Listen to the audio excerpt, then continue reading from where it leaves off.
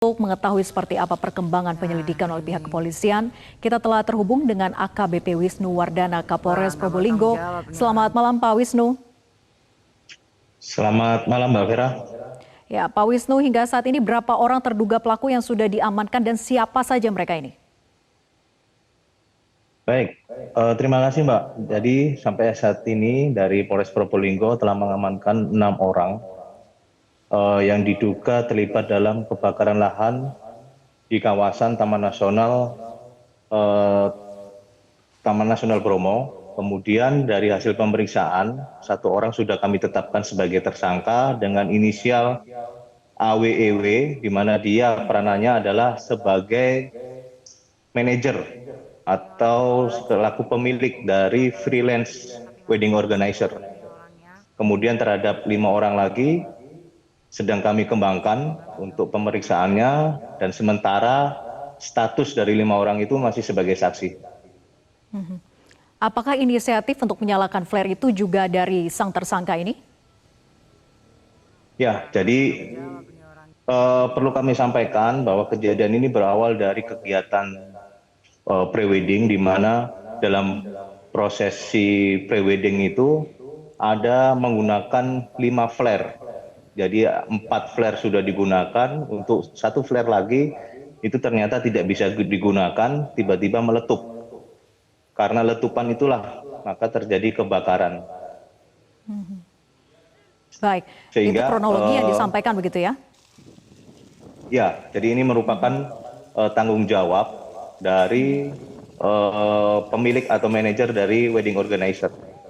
Baik.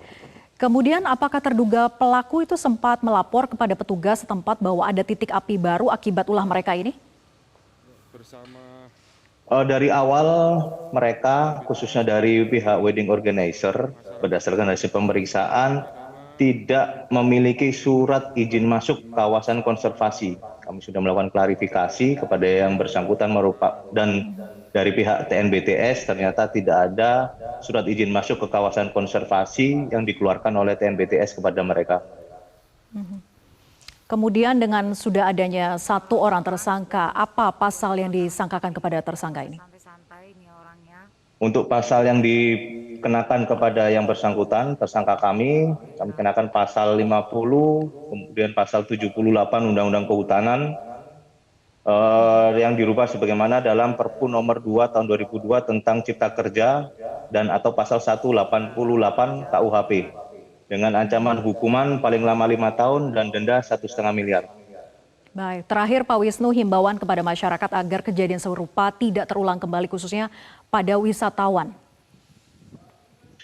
Baik, terima kasih Mbak. Jadi begini, kami sudah berkoordinasi dengan pihak Taman Nasional Bromo Tengger Semeru, kami berkoordinasi dengan pengelola wisata, kemudian masyarakat yang tinggal di kawasan Tengger, kami dengan tokoh-tokoh Tengger, kemudian dengan para wisatawan.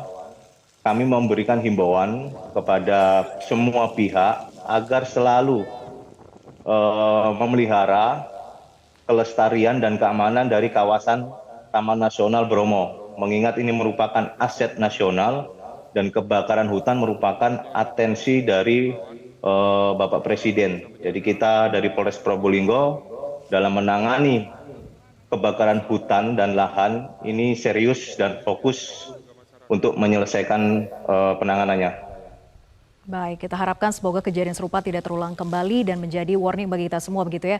Terima kasih Pak Wisnu sudah bergabung bersama kami di Top News. Selamat malam. Jelajahi cara baru mendapatkan informasi. Download Metro TV Extend sekarang.